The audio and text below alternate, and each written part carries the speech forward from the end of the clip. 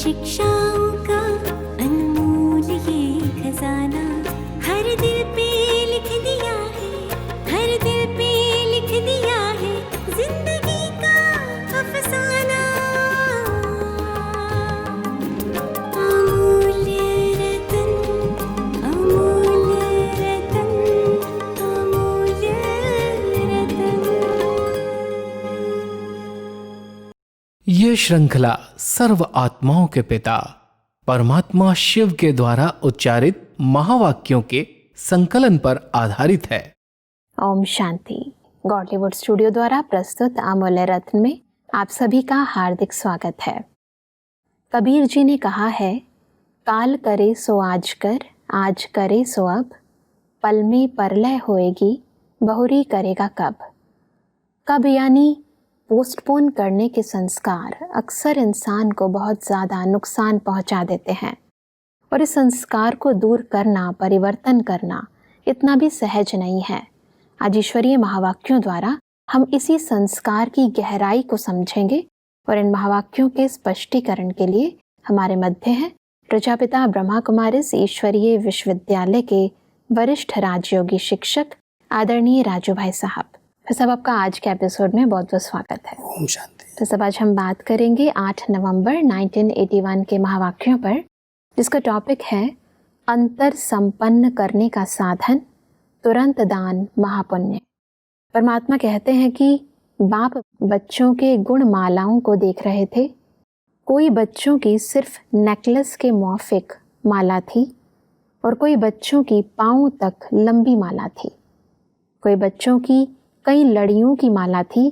कोई बच्चे इतनी मालाओं से सजे हुए थे जैसे मालाएं उनकी ड्रेस बन गई थी।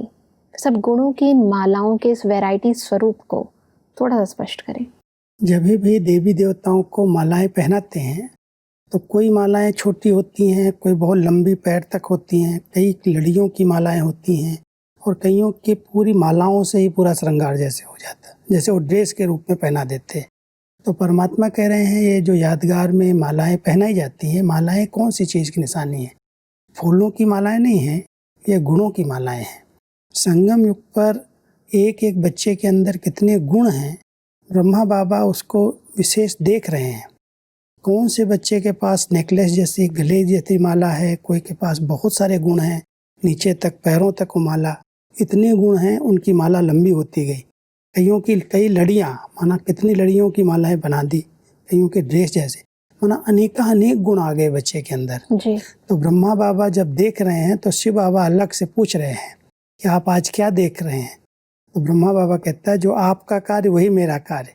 आप भी बच्चों के गुणों का वर्णन करते हैं, मैं अपने बच्चों के गुण देख रहा हूँ। तो ये बाप और दादा की बहुत मीठी मीठी रूह रियान जो आज बाबा वर्णन कर रहे हैं, बहुत नए ढंग से रूह रियान होती है, क्योंकि एक निराकार है, एक आकार में है।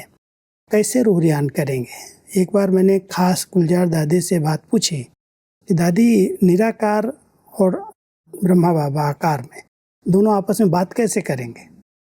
तो दादी ने बड़ा अच्छा एक उत्तर दिया, कहा कि ब्रह्मा बाबा का साकारी रूप मुझे दिखाई देता है और जब शिव बाबा होते हैं तो आकारी संपूर्ण रूप में होते हैं।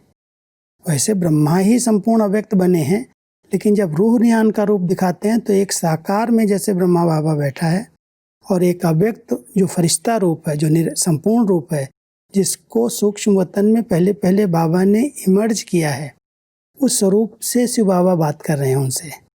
आगे बढ़ते हैं तो परमात्मा कहते हैं कि मालाओं का श्रृंगार देखते कोई कोई बच्चों की विशेषता क्या देखी। हर गुण हीरो के रूप में वैरायटी रूपरेखा और रंग वाले थे। विशेष 4 प्रकार के रंग थे, जिसमें मुख्य 4 सब्जेक्ट के 4 रंग थे। ज्ञान स्वरूप की निशानी कौन सा रंग होगा? ज्ञान स्वरूप की निशानी गोल्डन कलर, जो हल्का सा गोल्ड कलर होने के कारण उस एक ही हीरे से सर्व रंग दिखाई देते थे।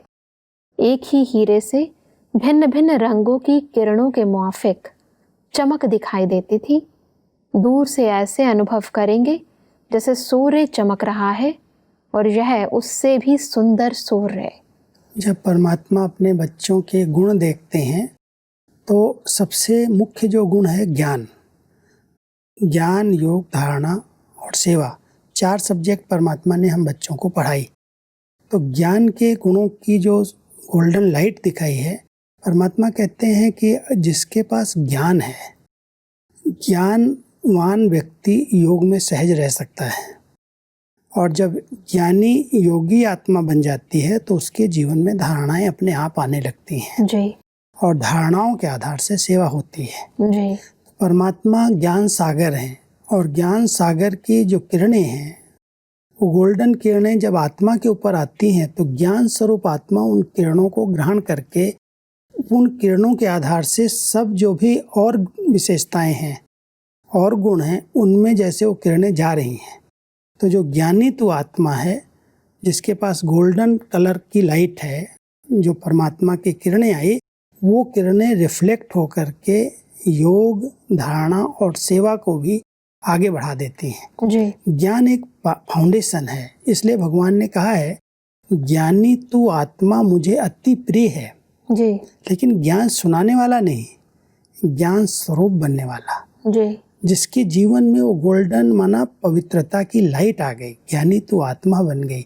उसके ऊपर जब परमात्मा की किरणें पड़ती हैं तो जैसे हीरे के ऊपर कोई लाइट जब पड़ती है तो हीरे से सब रंग निकलने लगते हैं।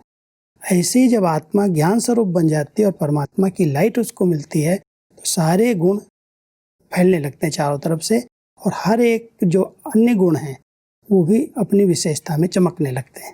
परमात्मा कहते हैं कि याद की निशानी लाल रंग, लेकिन इस लाल रंग में भी गोल्डन रंग मिक्स था, इसलिए आपकी इस दुनिया में वह रंग नहीं है।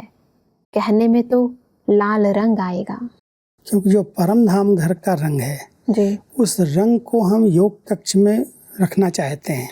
जहाँ भी हमारे योग के कार्यक्रम चलते हैं तो योग कक्ष के अंदर हम गोल्डन लाइट लगाते हैं। रेड होता है, रेड में गोल्डन होता है, लेकिन परमात्मा कहता है उस घर की लाइट से ये घर यहाँ की लाइट भेंट नहीं की जा सकती है जी, क्योंकि ये संसार के अंदर तो सूर्य प्रकाशित कर रहा है और परमात्मा के घर में, परमधाम घर में सूर्य की रोशनी नहीं जाती। जी। वहाँ परमात्मा की लाइट से ही वो सारा परमधाम प्रकाशित है। तो इसलिए उस घर की लाइट से अपने यहाँ की लाइट को हम भेंट नहीं कर सकते। लेकिन फिर भी उस वायुमंडल को बनाने के लिए जब हम योग अभ्यास करते हैं तो लाल लाइट जला देते हैं जी। तो लाल लाइट के अंदर जब गोल्डन मिक्स हो जाता है तो उसका प्रकाश परमधाम घर से मिलता है। तीसरा परमात्मा कहते हैं धारणा की निशानी सफेद रंग, लेकिन सफेदी में भी जैसे चंद्रमा की लाइट के बीच सुनहरी रंग मिक्स करो या चांदनी के रंग में हल्का सा पीला रंग ऐड करो तो दिखाई चांदनी जैसा देगा, लेकिन हल्का सा सुनहरी होने के कारण उसकी चमक और ही सुंदर हो जाती है। यहाँ वह रंग बना नहीं सकेंगे क्योंकि वे चमकने वाले रंग हैं। ये अलौकिक रंग परमात्मा हम सबको बता रहे हैं जी। क्योंकि जब हमारे जीवन में धारणाएं आ जाती हैं तो आत्मा एकदम शीतल बन जाती है, इंद्रियां उसकी शांत शीतल हो जाती हैं, उत्तेजनाएं खत्म हो जाती हैं। तो परमात्मा उसकी चांदनी से भेंट कर रहे हैं और चांदनी की लाइट जैसे दिखाते हैं तो सफ़ेद वाइट दिखाई देती है, तो उसमें भी परमात्मा कहते हैं नहीं, उसके साथ भी पीला रंग जैसे मिक्स है, गोल्ड मिक्स है, तो वो मिक्स होने के कारण उसकी चमक और ज़्यादा हो जाती है। तो ये स्थूल बातें जो परमात्मा कह रहे हैं वो हमारे धारणाओं से लगा रहे हैं कि जितनी ऊंची धारणाएं हमारी बनती जाती हैं, आत्मा के अंदर वो शीतलता, वो सरलता, वो मधुरता के दिव्य गुण आते जाते, वो कलर्स जैसे उसके अंदर बढ़ते जाते हैं। चौथा परमात्मा कहते हैं सेवा की निशानी हरा रंग। सेवा में चारों ओर हरियाली कर देते हो ना, कांटों के जंगल को फूलों का बगीचा बना देते हो। क्योंकि स्थूल रंग नहीं है, जी। लेकिन जब हम सेवा करते हैं तो सबका जीवन खुशहाल हो जाता है। जी। कहते हैं जहाँ हरियाली है वहाँ खुशहाली है, तो खुशहाली से हरियाली आ जाती। तो परमात्मा हम सबको कह रहे हैं जब तुम सेवाएं करते हो तो मनुष्य आत्माएं दुखों से छूट जाती हैं, उनका जीवन खुशनुमा बन जाता है, हरा भरा हो जाता है। जी। तो इसलिए चारों सब्जेक्ट ज्ञान, योग, धारणा और सेवा, इसके आधार से हमारे अंदर सर्व गुण आ रहे हैं और इन्हीं गुणों का हम दान कर रहे हैं, सेवा कर रहे हैं, तो उससे अन्य आत्माओं में भी वो गुण आते जाते हैं। जी। परमात्मा कहते हैं कि इन चारों रंगों के हीरों से सजी हुई मालाएं सबके गले में थीं, इसमें भिन्न भिन्न साइज और चमक में अंतर था। कोई की ज्ञान स्वरूप की माला बड़ी थी तो कोई की याद स्वरूप की माला बड़ी थी, और कोई कोई की 4 ही मालाएं थोड़े से अंतर में थी। अब इन चित्रों द्वारा रिजल्ट देख ब्रह्मा बाप बोले, समय की रफ्तार प्रमाण सर्व बच्चों का श्रृंगार संपन्न हुआ है। क्योंकि रिजल्ट में तो अंतर था, तो इस अंतर को संपन्न कैसे करें? क्योंकि यही चारों सब्जेक्ट जब हमारी परफेक्ट हो जाएंगे, हर एक आत्मा जब चारों सब्जेक्ट में पास हो जाएगी तब संपन्नता आएगी जी। तो परमात्मा हम सबको कह रहे हैं, ब्रह्मा बाबा ने सारे रिजल्ट देखी है, शिव बाबा के आगे रखी है जी। तो बाबा कह रहे हैं कि ये जब अंतर दिखाई दे रहा है, जी। कोई योग में बहुत इंटरेस्ट रखता है तो उसकी लंबी माला है, लेकिन ये चारों मालाएं समान हो जाएं, भी अंतर दिखाई दे रहा है। इस अंतर को भरने के लिए हमें पुरुषार्थ करना है। तो जैसे हम ज्ञान में प्रवीण हैं, ज्ञान हमारे जीवन में उतरा हुआ है, वैसे हमारा योग हो, और जब ज्ञान और योग होगा तो हमारी धारणाएं हमारे जीवन के अंदर होंगी और धारणाओं के आधार से सेवा होगी। तो जब चारों सब्जेक्ट में समानता आ जाएगी तब हम समान बनेंगे, ब्रह्मा बाबा के समान बनेंगे, संपन्न बन करके, संपूर्ण बन करके हम परमधाम घर में वापस जा सकेंगे जी। तो परमात्मा कह रहे हैं अभी ये अंतर जो है उसको मिटाना है। सिर्फ ज्ञानी नहीं बनो या सिर्फ योग पर ध्यान नहीं दो, लेकिन चारों सब्जेक्ट में फुल मार्क्स होने चाहिए जी। इसलिए परमात्मा कहते हैं कि सुनते भी एक हो, सुनाते भी एक हो। विधि भी सबकी एक है और विधाता भी एक है, विधान भी एक है, बाकी क्या अंतर रह जाता? संकल्प भी एक है, संसार भी एक है, फिर अंतर क्यों? इसका उत्तर परमात्मा देते हैं कि शिव बाप बोले, अंतर तो छोटा है, सोचते सब हैं, करते भी सब हैं, लेकिन कोई कोई हैं जो सोचते और करते एक ही समय पर हैं, अर्थात सोचना और करना साथ साथ है, वह संपन्न बन जाते हैं। और कोई कोई हैं जो सोचते हैं और करते भी हैं, लेकिन सोचने और करने के बीच में मार्जिन रह जाती है। सोचते बहुत अच्छा है, लेकिन करते कुछ समय के बाद हैं, उसी समय नहीं करते हैं। इसलिए संकल्प में जो उस समय की तीव्रता, उमंग, उल्लास, उत्साह होता है, वह समय पड़ने से परसेंटेज कम हो जाती है। ब्रह्मा बाबा का एक निजी अपना संस्कार था जिससे वो नंबर 1 बने। जो श्रेष्ठ संकल्प उठा उसी समय उन्होंने किया। नहीं तो कई बार अगर हम आज संकल्प करते हैं ये करना चाहिए, मान लो कोई सोचता है मुझे इतना धन बाबा के कार्य में लगाना चाहिए या ये सेवा मुझे करनी है, संकल्प आया, फिर अगर उसमें समय पड़ गया, गैप पड़ गया, तो जो पहला उमंग उत्साह है उसी समय जो करने का, उसमें अंतर आ जाता है जी। तो परमात्मा देख रहे हैं कि बच्चों के अंदर संकल्प भी है, करते भी हैं, लेकिन कोई कोई हैं जो तुरंत दान, महापुण्य जैसे कहते हैं। तो ब्रह्मा बाबा ने जो संकल्प आ जाए उसमें डिले नहीं किया। मान लो सेवा के लिए कोई संकल्प आया, बच्चे अभी अभी करना है, बाबा का एक फेवरेट स्लोगन रहा, अभी नहीं तो कभी नहीं जी। बाबा को जो भी संकल्प आए, जैसे समर्पित होने का संकल्प किया तो डिले नहीं किया, संकल्प आया समर्पित कर दिया। सोचने में टाइम चला जाता है, उसके बीच में माया कभी कभी चांस ले लेती है जी। लेकिन ब्राह्मण बच्चे कभी कभी सोच लेते हैं कि ये करेंगे, ये करेंगे, ये करेंगे, फिर उसको डिले कर देते, बाद में कर लेंगे, हो जाएगा। तो बाबा को ये संस्कार अच्छे नहीं लगते थे, साकार में भी अच्छे नहीं लगते थे। बच्चे संकल्प, अच्छे संकल्प को तुरंत करो, और कोई ऐसे नेगेटिव व्यर्थ संकल्प आ रहे हैं उसको डिले करो, उसको रोको, अच्छे संकल्पों को रोको नहीं, जो आया वो कर लो। जैसा परमात्मा कहते हैं कि चीज़ कितनी भी बढ़िया हो, लेकिन रखी हुई चीज़, उसकी रिजल्ट वही नहीं निकल सकती। जैसे ताज़ी चीज़ के विटामिन्स में फ़र्क पड़ जाता है, दूसरा मार्जिन होने के कारण समस्याओं रूपी विघ्न भी आ जाते हैं। इसलिए सोचना और करना साथ साथ हो, इसको कहा जाता है तुरंत दान महापुण्य। बहुत अच्छे संस्कार, यही संस्कार हमें धारण करने हैं जी। जब भी कोई अच्छे संकल्प आते हैं, सेवा के लिए आते हैं, स्व पुरुषार्थ के लिए आते हैं, कुछ सफल करने के लिए आते हैं, तो तुरंत संकल्प अच्छा आया कर लेना, मार्जिन नहीं रहनी चाहिए। परमात्मा एक कितना अच्छा मिसाल देके बताते हैं कि आज कोई भी चीज़ है, ताजी अगर बनती है, सब्जी मान लो अभी हमने तोड़ी और बनाई, तो उसका स्वाद अपना ही होता है, उसके विटामिन अपने होते हैं। रख दिया 2-4 दिन फ्रिज के बाद, फ्रिज में रख करके फिर बनाया। तो ऐसे ही परमात्मा कहता है जब अच्छे संकल्प आ रहे हैं तो उनको डिले नहीं करो, नहीं तो उसके बीच में कई प्रकार के विघ्न आ जाएंगे, कई रुकावटें आ जाएंगी, फिर करना चाहोगे फिर भी नहीं कर सकोगे। इसलिए तुरंत दान महापुण्य। अगर कोई अच्छे कर्म करना है, पुण्य बनाना है, तो उसमें डिले नहीं करना। परमात्मा इसीलिए कहते हैं कि करते भी हो, सिर्फ अब के बजाय कब करते हो, इसलिए मेहनत ज़्यादा करनी पड़ती है। अब इस कारण का निवारण करो। सुना आज की कहानी, दोनों बाप के बीच की कहानी। अब क्या करेंगे? निवारण करो।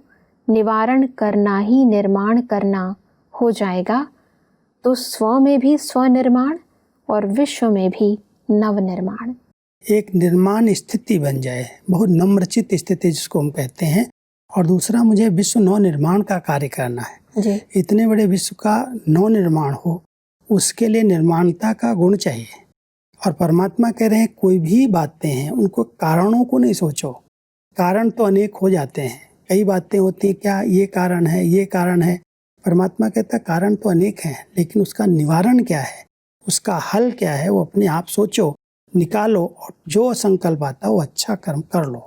और बहुत करने के बाद बहुत नम्रता से निर्माण चित्त होकर के मुझे विश्व नव निर्माण करना है, ये लक्ष्य रख करके आगे बढ़ो। फिर सब आगे बढ़ते हैं तो परमात्मा टीचर्स के साथ बातचीत कर रहे हैं। परमात्मा कहते हैं कि सेवाधारी अमृत वेले से लेकर रात तक सेवा की स्टेज पर हो। अगर आराम भी करते हो तो भी स्टेज पर हो।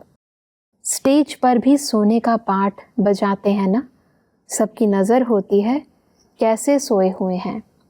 इसी रीति सेवाधारी अर्थात 24 घंटे स्टेज पर पाठ बजाने वाले, तो हर कदम हर सेकंड सारी विश्व के आगे हैं सेवाधारी। सदा हीरो पाठधारी समझ करके चले। सेंटर पर नहीं बैठे हो, लेकिन स्टेज पर बैठे हो, विश्व की स्टेज पर। तो इतना अटेंशन रहने से हर संकल्प और कर्म स्वतः ही श्रेष्ठ होंगे ना। बड़ी अच्छी विधि है। अगर हम अपने कर्मों को, अपने संकल्पों को श्रेष्ठ और ऊंचे से ऊंचा बनाना चाहते हैं तो उसकी विधि है हमेशा यही समझें कि हम स्टेज पर हैं, क्योंकि स्टेज की तरफ सबकी नज़र होती है। और विशेष करके स्टेज पर जो हीरो पाठधारी होते हैं उन पर सबका ध्यान होता है जी। कैसे पाठ बजा रहे हैं, क्या कर रहे हैं। तो परमात्मा कहते हैं जो निमित्त हैं, जो टीचर्स हैं, वो हमेशा यही समझें कि मैं तो 24 घंटे सेवा पर हूँ। सोने का समय है, हम रेस्ट करने जा रहे हैं, उसमें भी लोगों का ध्यान रहता है हमारी दीदी कैसे सो रही हैं, हमारे निमित्त टीचर्स कैसे सो रहे हैं। अगर वो भाव से देखते हैं तो उसके सोने में भी योग दिखाई दे, योग निद्रा कहते हैं जी। तो वो भी सेवा करेगी। तो कभी भी अलबेलापन ना आए, कभी भी साधारणता ना आए, उसको समाप्त करने की बड़ी अच्छी विधि है कि मेरे ऊपर सबकी नज़र है। जैसे कहते हैं ना, यहाँ पर कैमरा लगा हुआ है, भगवान का मेरे ऊपर कैमरा लगा हुआ है, सावधान जी। तो ऐसे ही पूरे विश्व का कैमरा किसके ऊपर है? जो निमित्त हैं, हजारों आत्माएं उनको देख रही हैं। एक भी अगर कुछ नीचे ऊपर करेगा तो सारे वातावरण में वो बात फैल जाएगी। इसलिए हम ऊंचे से ऊंची स्टेज पर पाठधारी हैं, पाठ प्ले कर रहे हैं, तो 24 घंटे अपने ऊपर फुल अटेंशन रहे। और अटेंशन होगा तो हर कर्म श्रेष्ठ होगा, साधारण हो ही नहीं सकता। संकल्प भी बड़े ऊंचे होंगे, क्योंकि संकल्पों से वायुमंडल बन रहा है जी। बोल को सभी फॉलो कर रहे हैं, उसका प्रभाव पड़ रहा है।